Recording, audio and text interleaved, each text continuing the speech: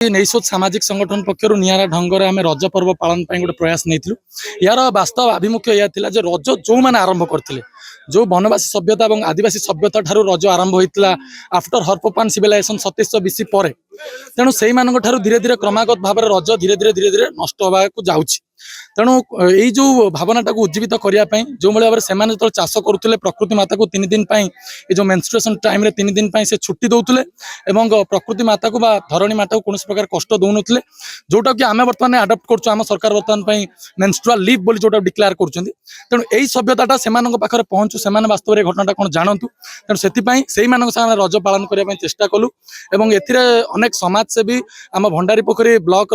भंडारी पोखरी थाना अधिकारी मैडम एवं तमाम सरपंच एवं युव समाजसेवी मैंने जोड़ी है तेणु से आंतरिक धन्यवाद जनाऊँ नैसो सामाजिक संगठन पक्षर आम से कृतज्ञता ज्ञापन करूँ ढंग से प्रत्येक समय भावना जब जागृत हुए निश्चित भाव में कौटना कौटी सामाजिक स्तर में जो मैंने समाज मुख्य स्रोत सामिल हो पारि ना समाज शेष पाँच अच्छा से समाज मुख्य स्रोत सामिल करें पिठा पणा विभिन्न प्रकार मिठा पणस आंब ये हूँ आम संस्कृति या आम